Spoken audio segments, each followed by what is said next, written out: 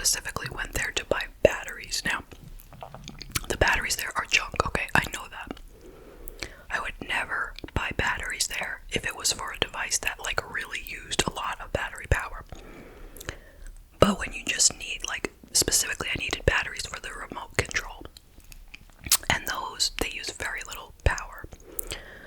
So, you know, $1.25 for a thing of AAA batteries versus like $5, $6 or whatever I'm gonna be charged at CVS or even Walmart.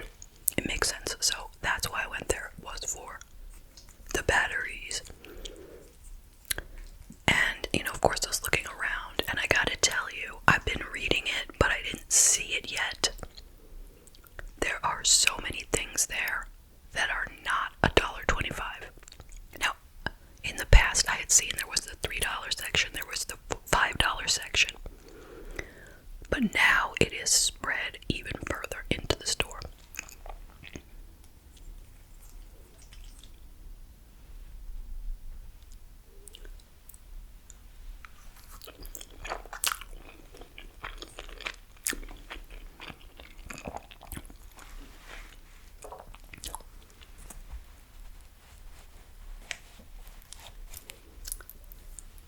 So, for example, the bottles of soda, which are like, I think they are, it's not a 2-liter bottle, it's not a 1-liter bottle, I think they call it like a 1.25 liters or something. They're $1.75. They used to be $1.25 last time I went. The single bottles of Gatorade are now like, I don't know if they said $2.25 or $2.75. Like, come on now. Last time I was there, $1.25. They never had the orange one anyway, so I never bought it, but still. Bags of ice, I think, are $2. What else do they have? The glasses, like sunglasses, reading glasses, I think $1.50.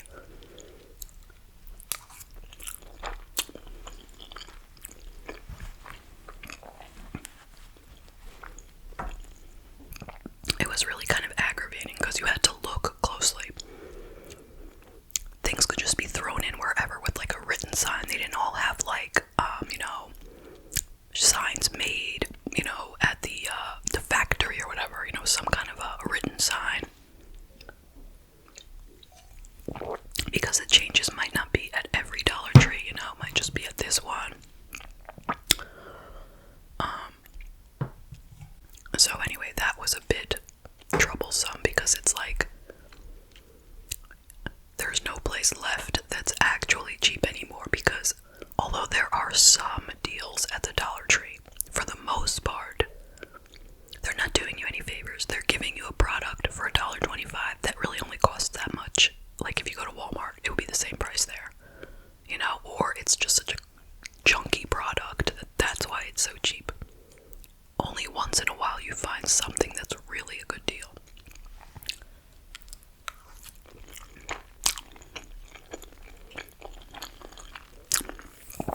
Oh, the funny thing is, I don't know if you guys remember, years ago, not that long ago, but before 2019, before 2020, when Dollar Trees were still $1, they had a steak there. You know, they always advertise they have $1 steak, like a frozen steak, which I wouldn't even think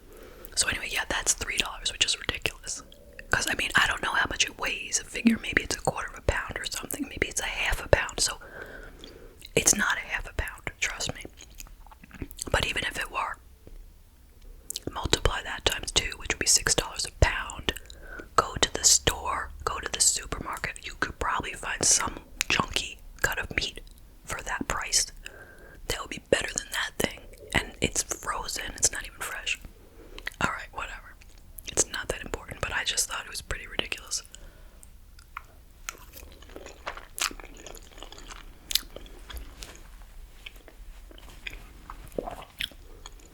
So, let me segue from disgusting meat to delicious meat, okay?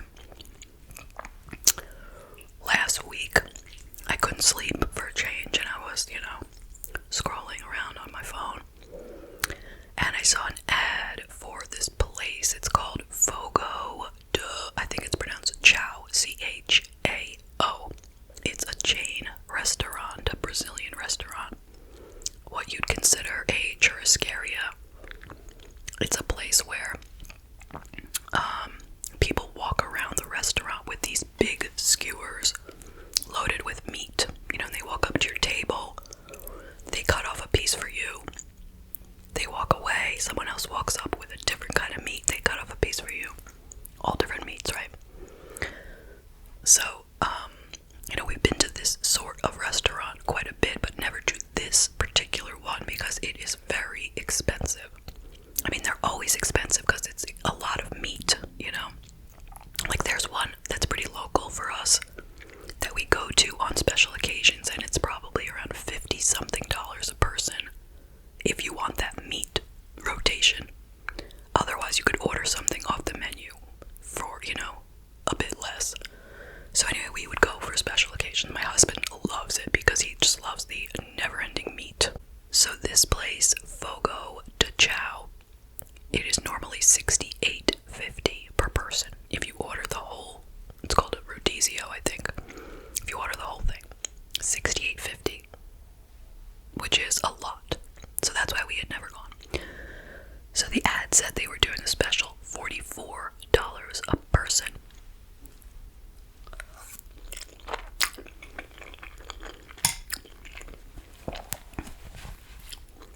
And while it's no special occasion right now, it was the middle of the night and I was curious about it.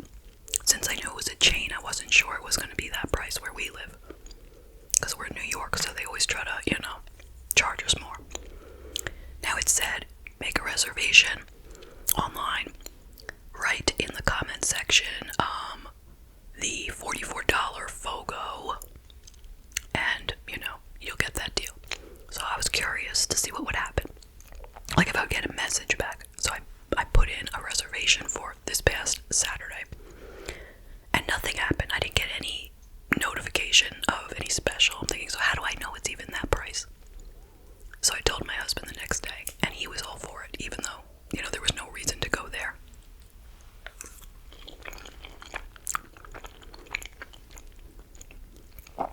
So he called up to make sure they have the special at our location, which is about half hour from us, maybe less.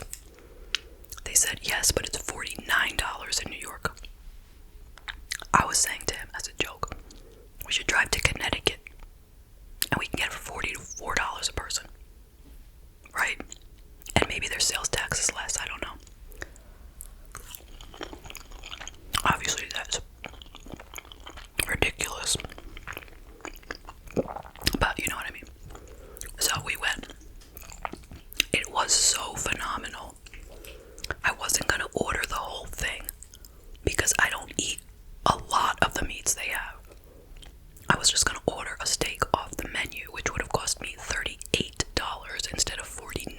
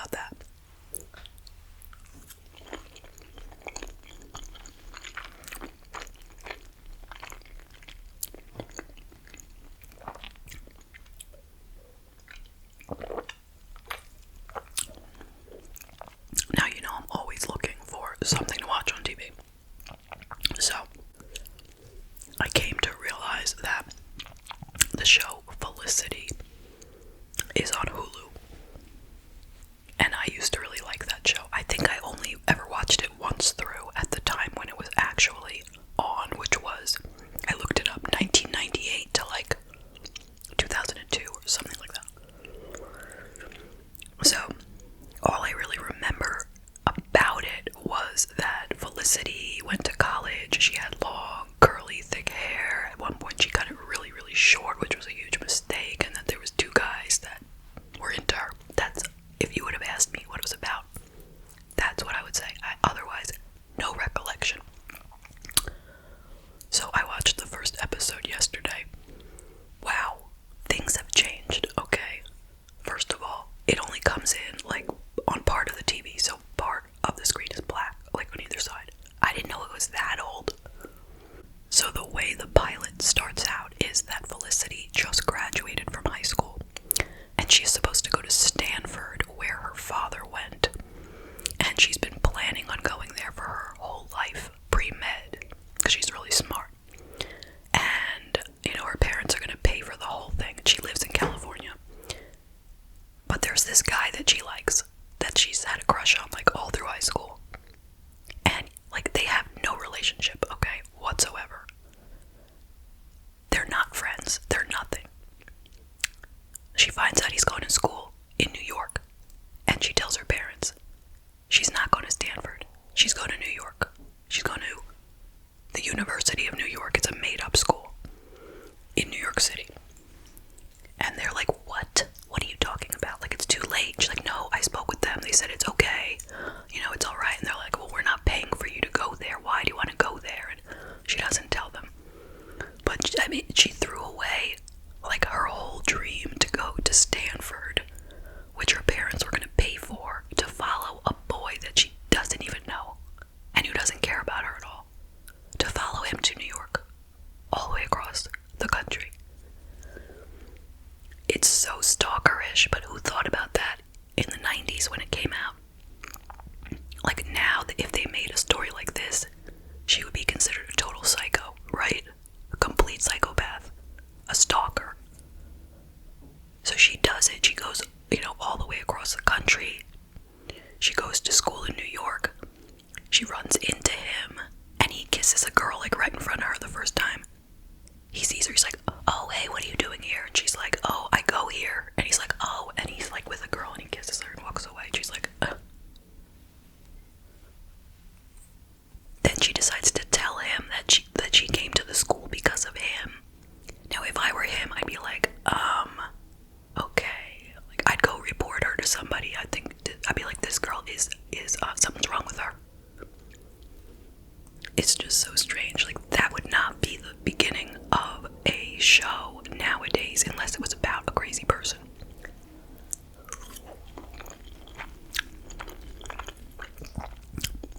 I mean, nobody would do that. She was expected to pay for the whole thing now that she had chosen New York. You know how much money that is? You know. So bizarre. And then, okay, so her RA is this other guy who decides that he likes her immediately. And he's like a better catch than the guy she came looking for to begin with. She should have just, I'm thinking, forget about the guy you followed. Go with this guy. He likes you. He even told you so. But no. And another weird thing is that one of the students who lives on that floor with the same RA came up to the RA and said that his roommate was talking in his sleep about killing him, the roommate. And the RA was just like, oh, okay, you know, yeah, I'll look into that. Nowadays, we'd be running to report that to everyone, right? Oh no, this person might turn out to be, you know, a killer. We gotta take care of that before anything happens. No, that was just like, oh, okay, it's like a joke almost, you know?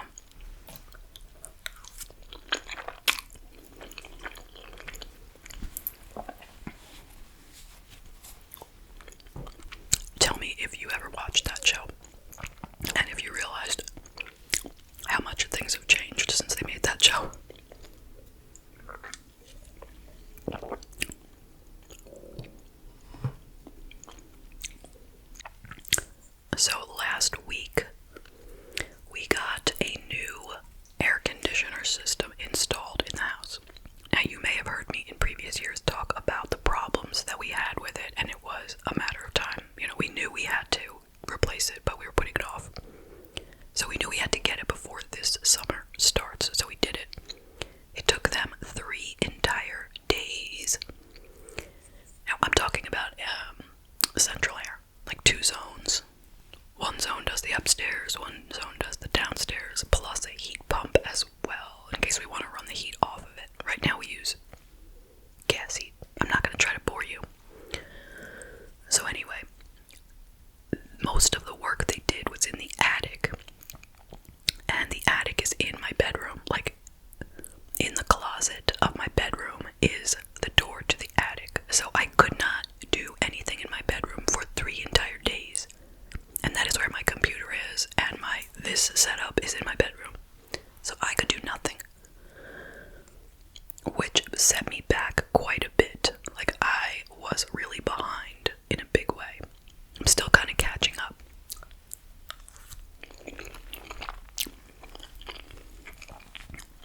I mean, I couldn't even do editing.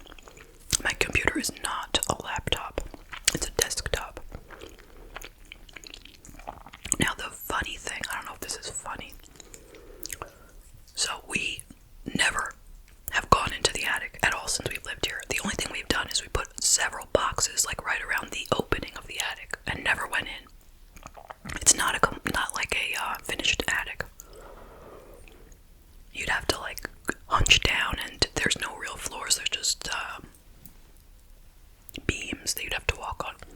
So these guys, they came down to tell us that whoever was responsible for like insulating the attic just threw the rolls of insulation in there and never unrolled them or anything.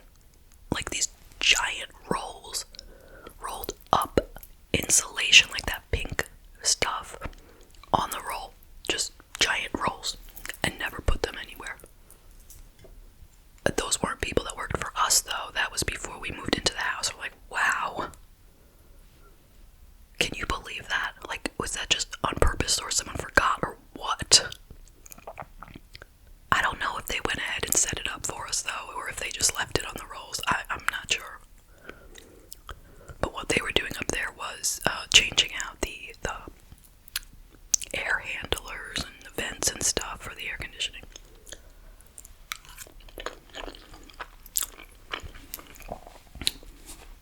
But that's a pretty boring story.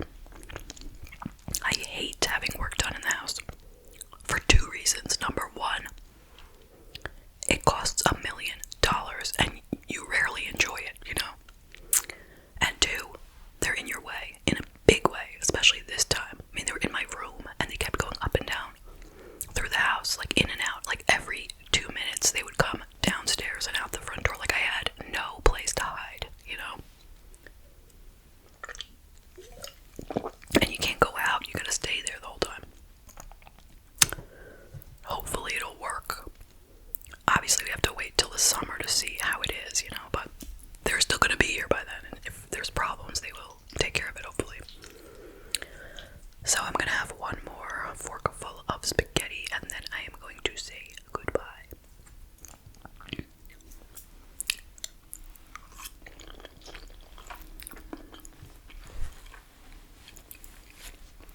Thank you so much for joining me today. I hope you found it to be relaxing. I look forward to seeing you in the next video.